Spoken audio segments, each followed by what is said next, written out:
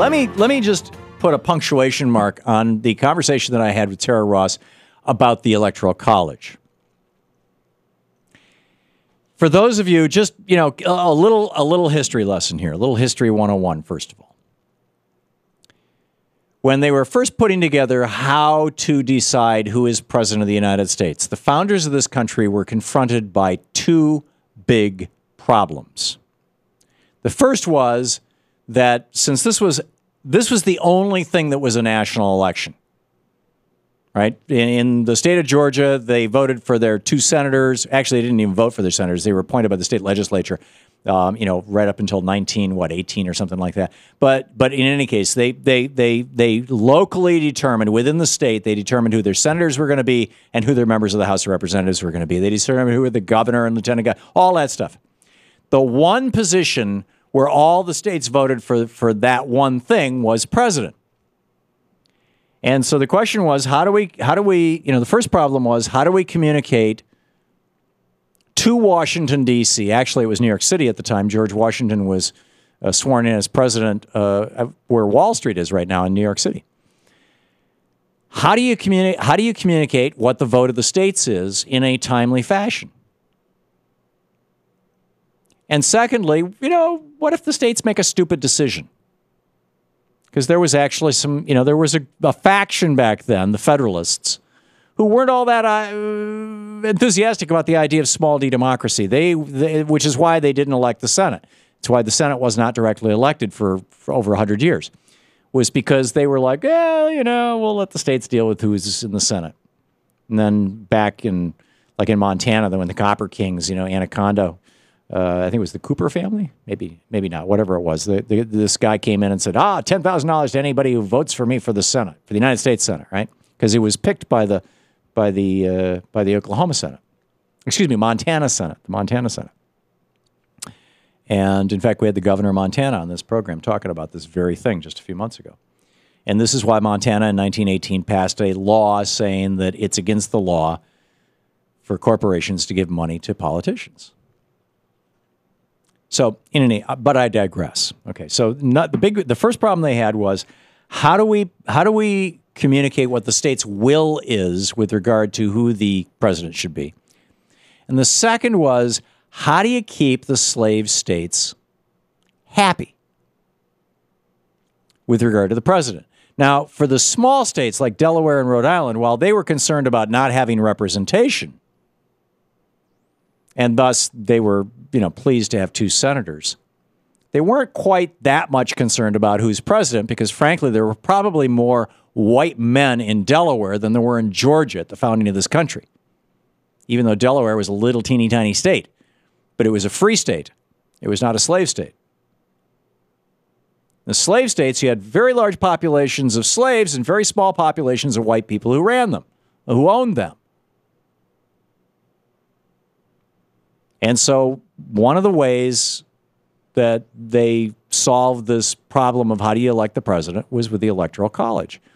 Now, Jefferson had looked back at the Whig histories, the histories of England before the invasion by the Romans, when the British were living as tribal people, and mostly red-haired tribal people, which Thomas Jefferson delighted in because he had red hair.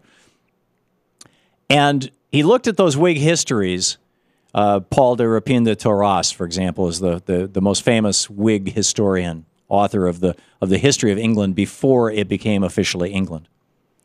He read those histories and he saw that these tribes, and they literally were tribes, like Native American tribes, these tribes collected and sent, each one selected a wise elder and sent that wise elder to the annual meeting where they picked who would basically be the president of the island, of the British island, or at least that part of the British island that was England, the southern part of it.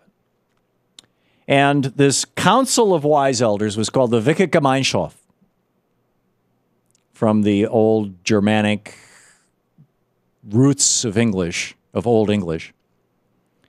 And each community would pick their wise elder, and they'd say to their wise elder, well, we think that it should be Joe Blow, who's the head guy, but you vote whatever you think is best when you get there. And so the electors from the various tribes of England would go to the central place, London or wherever it was.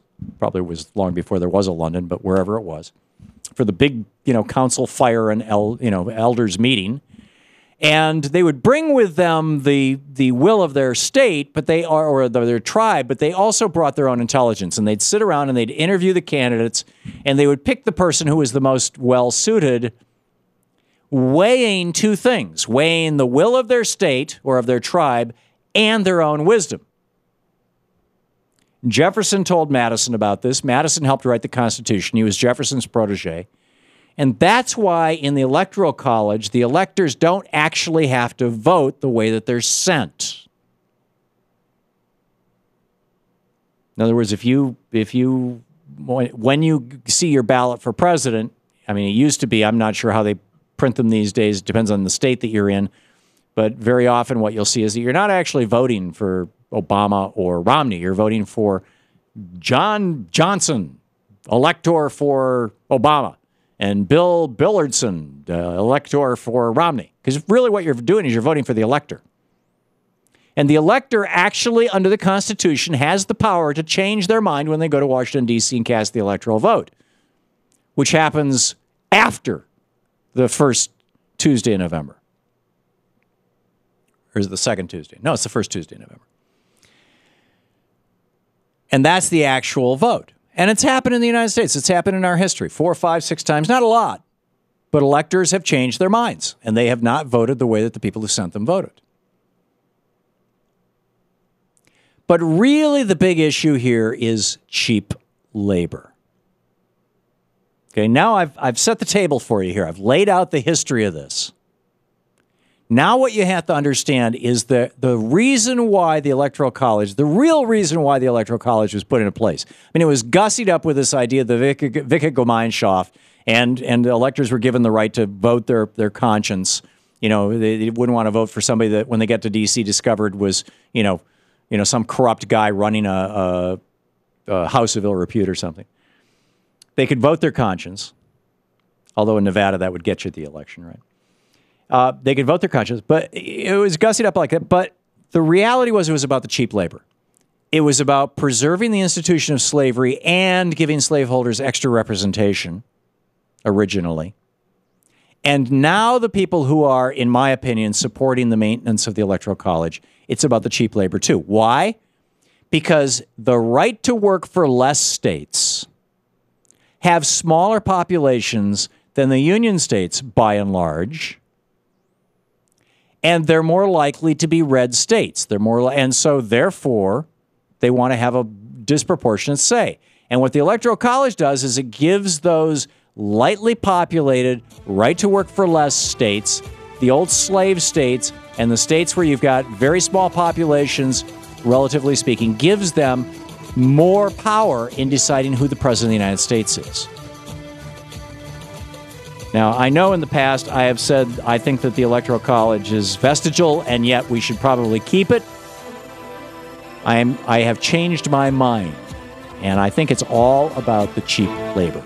You're listening to the Thom Hartmann Program. Visit ThomHartmann.com for audio and video archives. We used to call that cheap labor slavery. No, it wasn't free. It was cheap. You had to feed them and house them.